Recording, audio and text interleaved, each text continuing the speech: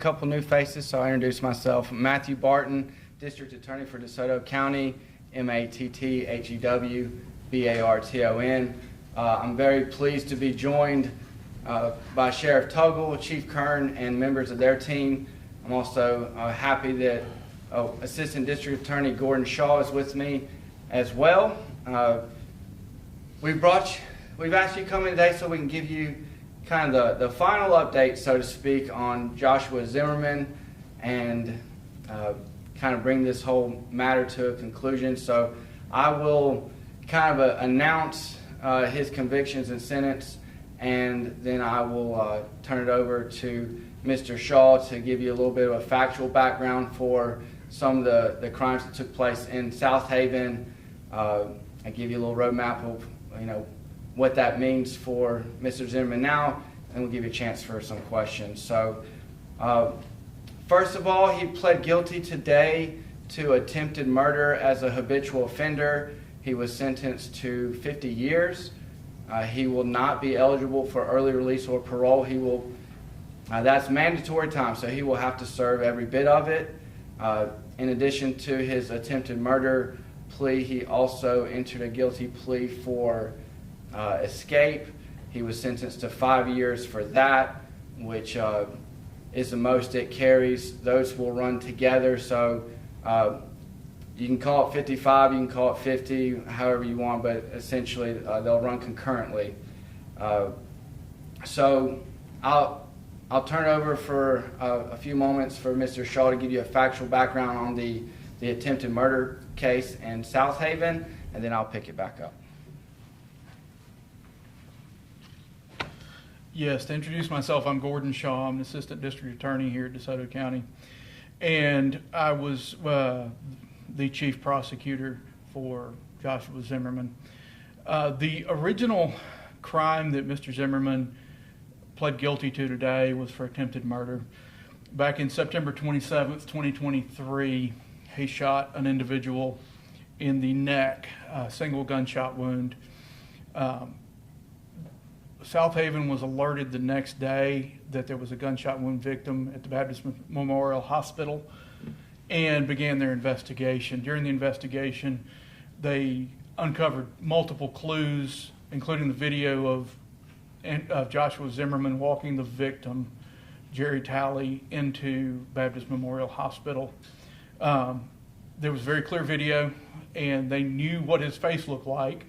They were then able to ascertain that Zimmerman was an acquaintance of the victim who'd been apparently doing some yard work at the time.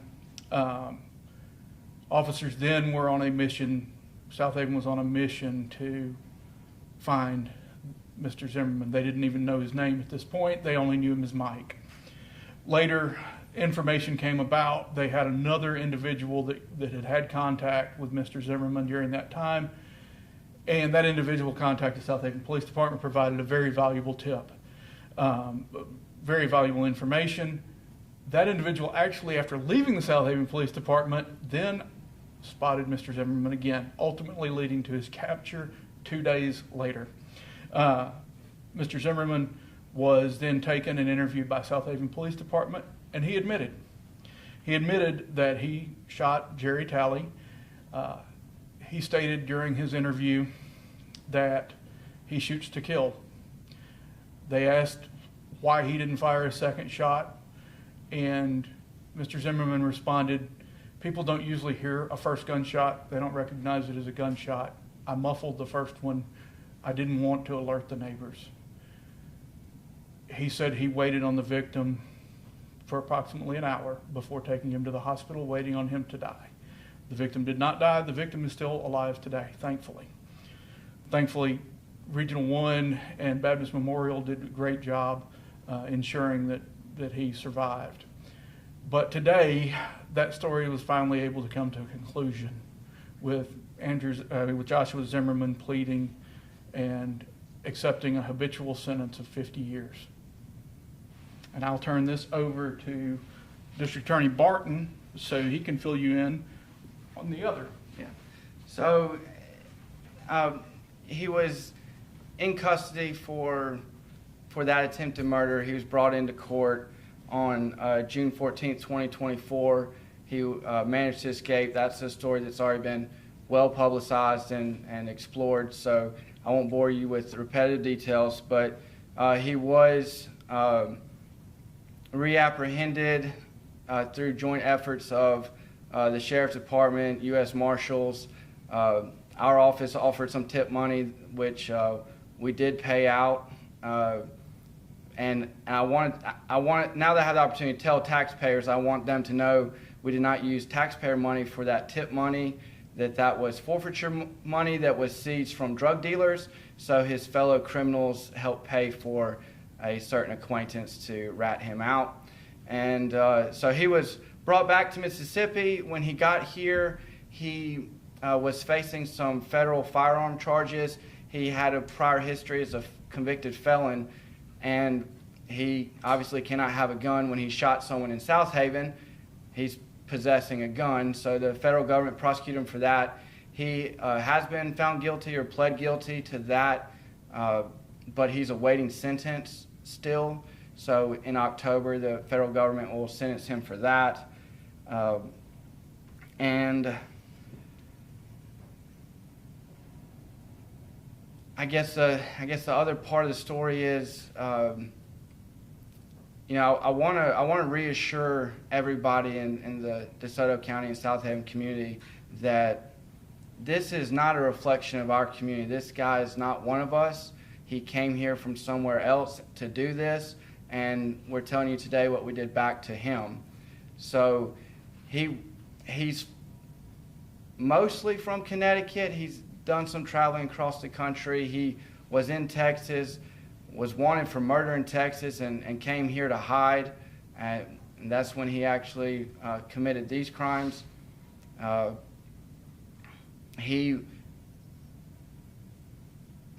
I don't want to say too much because he is still facing prosecution in Texas. My office has been in regular contact with the Texas prosecutors regarding their murder case. Some of the information that was obtained by the Southaven Police Department was beneficial for prosecutors in Texas, so we of course shared that with them.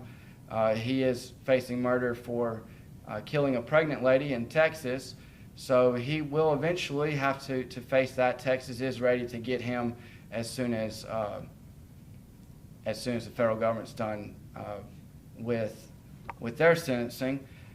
So with that, I do want to give, since we have Sheriff Tuggle and Chief Kern here, I'd like to give them each the opportunity if they want to share something. They may.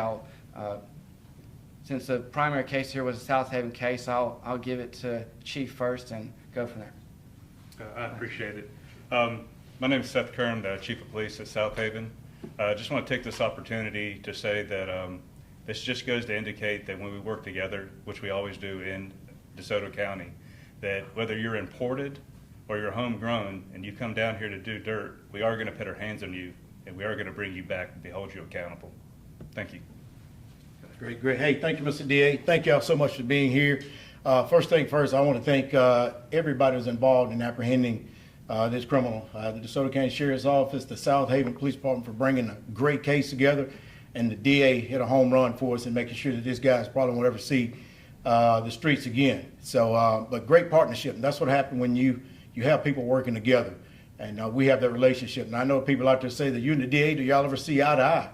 Well, that question is no, we don't see eye to eye. I'm just slightly taller, but I will tell you this here. We are definitely in lockstep when it comes to public safety. You come to DeSoto County and commit a crime, you will be held accountable. And that's what happened when you have two agencies working together that are just driven to making sure we protect the citizens in this county. So my appreciation goes out to the DA's office, goes out to the men and women that wear the uniform every day in Southaven for putting a great case together, but also we got to thank the men and women that are in the DA's office that actually prosecute these cases. They take these cases and they take them seriously, and they put their heart in it. And what you have in DeSoto County is you have a trifold. You have three groups working together to keep people safe, and that's the way it's going to be going forward. So thank you again, Mr. DA and your team. Southaven putting together a great case, and we're going to keep fighting crime in DeSoto County. Thank you, sir. All right. I want to take one more opportunity to appreciate Mr. Shaw behind me. You heard from him. He did all the hard work. I showed up for the press conference, but he did the hard work, and I give credit where credit's due. So with that, I'll take the questions that I can answer. WRG Brian did quick question. How does the process work from here? So we have the federal sentencing, we also have charges in Texas. Will he stay here to face all of those, or will he be extradited to each location? How does that process work from here going forward? Okay, so my office is done with him as of today. We're done. So once he's sentenced to Mississippi Department of Corrections, they do what they're going to do. My understanding, though, is that he will go straight to. Currently, he's in federal custody. We had him transported here so we could finish up our state charges because he's just down the road.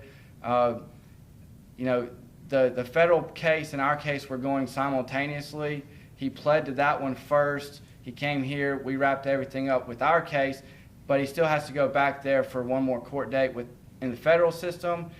In terms of facing prosecution in Texas, there is a process where there will be a handoff at some point, but that will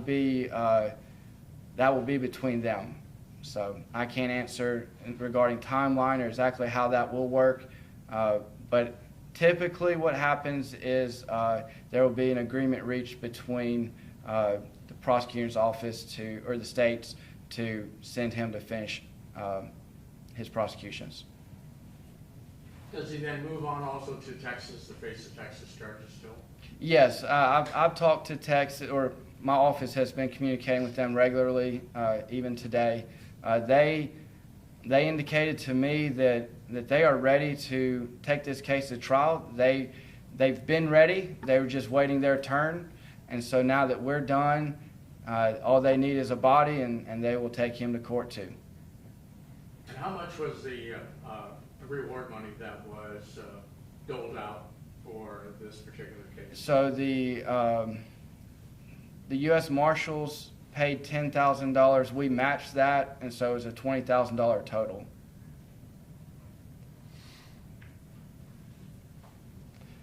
Any other questions? Pretty straightforward. All right. Thanks, everybody. Thank you.